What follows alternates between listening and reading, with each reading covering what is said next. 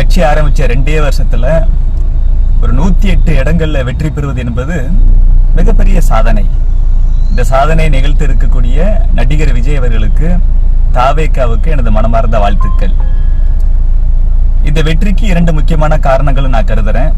ஒண்ணு, எப்படியாவது இந்த தீய சக்தி திமுக அரசாங்கம் தோற்கடிக்கப்பட வேண்டும். திமுக ஒரு கடுமையான வீழ்ச்சியை சந்திக்க வேண்டும். மு.க. ஸ்டாலின் தலைமையிலான இந்த திமுக வீட்டுக்கு அனுப்பப்பட வேண்டும் அப்படி சொல்லி தமிழக மக்கள் எல்லாமே ஒரு பெரும் கோபத்தில் இருந்தான். அதுதான் இந்த அளவுக்கு ரிசல்ட் கொடுத்திருக்கு. இந்த ஆட்சி நிச்சயமா இருக்கவே கூடாது. தமிழக அரசியல் வரலாற்றுல மட்டும் இல்லாம இந்திய அரசியல் வரலாற்றிலேயே இப்படி ஒரு மோசமான ஆட்சி நடைபெற்றது இல்லை அப்படின்னு சொல்ற அளவுக்கு ஒரு மோசமான ஆட்சியை மு.க. ஸ்டாலின் நடத்தி காமிச்சிட்டார். அதனால அந்த ஆட்சியை வீட்டுக்கு அனுப்பணும்னு சொல்லி எல்லாரும் முடிவு பண்ணிட்டான். பொதுவா ஒரு ஆளுங்கட்சியை தோற்கடிக்கணும்னா அந்த ஆளுங்கட்சிக்கு எதிராக இருக்கக்கூடிய பிரதான எதிர்கட்சிக்கு ஓட்டு போடுவான்.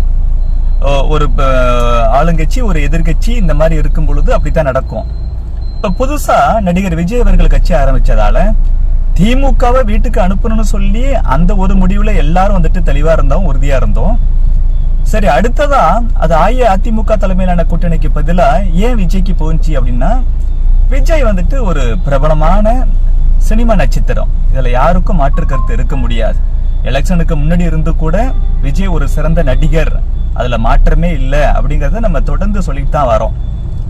அப்படிப்பட்ட ஒரு சினிமா கவர்ச்சி அவர்கிட்ட இருந்ததால நிறைய பேர் என்ன செஞ்சுட்டாங்க, சரி இவர் புதுசா வராரே இவருக்கு ஓட்டு போட்டு பார்க்கலாம் அப்படின்னு சொல்லி அவருக்கு ஓட்டு போட்டிருக்கிறாங்க. அதுதான் நடந்திருக்கு. ஆனா 2 வருஷத்துல கட்சி ஆரம்பிச்ச 2 வருஷத்துல இத்தனை சீட்டு ஜெயிக்கிறது வெறும் சாதனை தான், அதுல மாற்று கருத்து இல்ல. ஆனா இது ஒரு மிகப்பெரிய புரட்சின்னு சொல்றதை ஏத்துக்க முடியல. புரட்சினா எப்படி இருக்கணும்? உதாரணத்துக்கு இப்ப நமக்கு தமிழ்நாட்டுல தேர்தல் நடந்தது மாதிரியே இதே காலகட்டத்துல மேற்கு வங்கத்திலையும் தேர்தல் நடந்துச்சு. அங்க மொத்தம் 294 தொகுதிகள். அந்த 294ல 207 தொகுதிகள், அதாவது 70% தொகுதிகளை வென்று பாரதிய ஜனதா கட்சி அங்க ஆட்சி பிடிச்சிருக்கு. இது புரட்சின்னு சொல்றதா? தமிழகத்துல 234 தொகுதிகள் மொத்தம், அதுல 108 தொகுதிகள் ஜெயிச்சிருக்கு விஜய் கட்சி.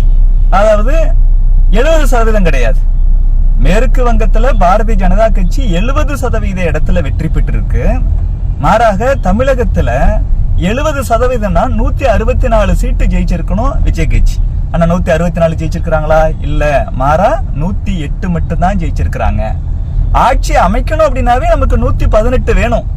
234ல 50%க்கு மேல ஒன்னாவது இருக்கணும் அப்படின்னா அது 118. அந்த 118 கூட எடுக்கல, 108 தான் எடுத்திருக்கிறாங்க. நாம மறுபடியும் சொல்றோம், 108 என்பதே கட்சி ஆரம்பிச்ச 2 வருஷத்துல 108 என்பது மிகப்பெரிய சாதனை தான். ஆனா இது புரட்சி கிடையாது. புரட்சினா இங்க அங்க எடுத்தது மாதிரி 70%, 80%, அடா ஒரு 60% அப்படியே இருக்கணும். இல்லைன்னா குறைந்தபட்சம் 50%க்கு மேல நீங்க இடங்களை பிடிச்சு நீங்க தனி மெஜாரிட்டியோட ஆட்சி அமைச்சிருந்தா அதை கூட புரட்சின்னு சொல்லலாம். இது புரட்சி இல்ல, ஆனாலும் கூட இது சாதனை தான். இன்னொரு விஷயம் பார்த்துக்கணும், ஏதோ ஒட்டுமொத்த தமிழகமே நடிகர் விஜய் அவர்களுக்கு ஆதரவா இருந்த மாதிரி ஒரு பிம்பத்தை மறுபடியும் சோசியல் மீடியாவில் கட்டமைக்கிறாங்க. அதுலயும் உண்மை இல்லைங்க.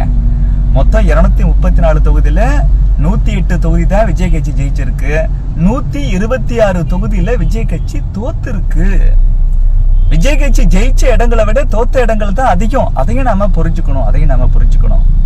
இந்த 108 இடத்துலயும் கூட விஜய்க்காக தான் மக்கள் ஓட்டு போட்டிருக்கிறாங்க. ஓட்டு போட்ட நிறைய பேருக்கு அவங்க எந்த தொகுதியில ஓட்டு போட்டாங்களோ அந்த தொகுதியில விஜய் கட்சி சார்பா தாவேகா சார்பில் போட்டியிட்ட வேட்பாளர் பேரே தெரியாது அப்படின்னு நிறைய பேர் சொல்றாங்க.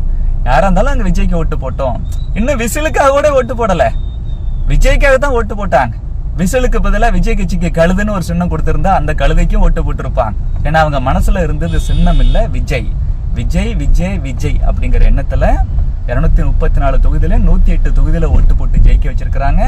ஆனா விஜய் ஜெயிச்ச இடங்களை விட தோத்த இடங்கள் அதிகம் அப்படிங்கறதையும் நாம புரிஞ்சுக்கணும். அதனால ஓவரா ரொம்ப மிதப்பிலி இருந்துடக்கூடாது. ஏன்னா திமுக பாணியே விஜய் பல இடத்துல கடைபிடிச்சிட்டு வர்றாரு. திமுக சாதாரண வெற்றியை கூட சரித்திர வெற்றியா சொல்லி ஒரு ஆணவத்தில் ஆடுவாங்க. அதனால ஆட்சி மோசமா இருக்கும். அந்த மாதிரி ஆயிடக்கூடாதுங்கிறதுக்காக இதை நம்ம சுட்டி காட்டுறோம். சரி, விஜய் இப்போதைக்கு வெற்றி பெற்று இருக்கிறார்.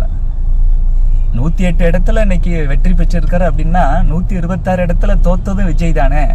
உதாரணத்துக்கு ஊட்டியில 2வது இடம் விஜய் கட்சி தாவேகா, முதல் இடம் பாஜக.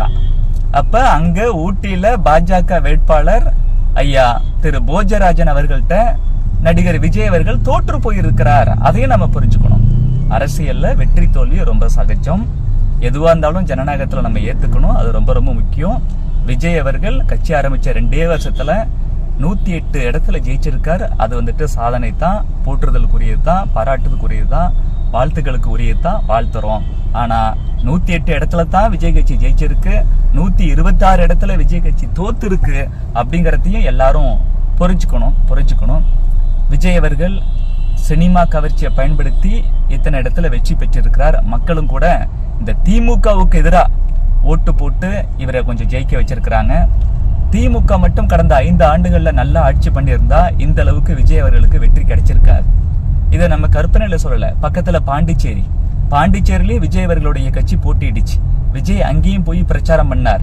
ஆனா பாண்டிச்சேரியில பாருங்க, கடந்த 5 ஆண்டுகளாக பாரதிய ஜனதா கட்சி, என்ஆர் காங்கிரஸ் எங்க 2 பேரும் கூட்டணி ஆட்சியை சிறப்பா நடத்தினாங்க. அதனால அங்க போய் விஜய் என்ன பேசினான்னு கூட எடுபடல. ஏற்கனவே 5 ஆண்டுகள் நல்லாட்சி தானே நடந்துகிட்டு இருக்கு. அதனால அந்த ஆட்சியை தொடரட்டும் அப்படி சொல்லி மக்கள் ஏற்கனவே இருந்த ஆட்சிக்கு தான் ஓட்டு போட்டிருக்கிறாங்க, அந்த கூட்டணிக்கு தான் ஓட்டு போட்டிருக்கிறாங்க. விஜய் அங்க தோத்து போயிருக்கிறார். 2 இடத்துல மட்டும் தான் ஜெயிச்சிருக்காரு நினைக்கிறேன். தமிழகத்துல திமுக நல்லாட்சி நடத்தாதால மாற்று வேணும்னு நம்ம எல்லாரும் முடிவு பண்ணோம். அந்த மாற்றுன்னு வரும் பொழுது வழக்கமா அஇஅதிமுகவுக்கு போடுவாங்க. இந்த முறை விஜய் கட்சிக்கு போனதுக்கு காரணம் விஜய் ஒரு சினிமா நட்சத்திரம், குறிப்பா இளைஞர்கள் கூட கனெக்ட் ஆகக்கூடிய ஒரு சினி ஸ்டார். அந்த அடிப்படையில அவர் ஜெயிச்சிருக்கிறார். கிடைச்ச இந்த நல்ல வாய்ப்பை பயன்படுத்தி நாட்டு மக்களுக்கு விஜய் அவர்கள் நல்லது செய்யணும் அப்படிங்கிறது இந்திய குடிமகனா, தமிழ்நாட்டோட குடிமகனா எனது மனமார்ந்த வாழ்த்துக்களை தெரிவிக்கிற அதே நேரத்துல என்னோட கோரிக்கையும் தெரிவிச்சுக்கிறேன். விஜய் அவர்களுக்கு வாழ்த்துக்கள். ஆனா எவ்வளவு ஜெயிச்சிருக்கீங்க, எவ்வளவு தோத்திருக்கீங்க அப்படிங்கறத மனசுல வச்சுக்கிட்டே நீங்க செயல்படணும். தமிழ்நாட்டு மக்களுக்கு நல்லது செய்யணும். நன்றி, வணக்கம்.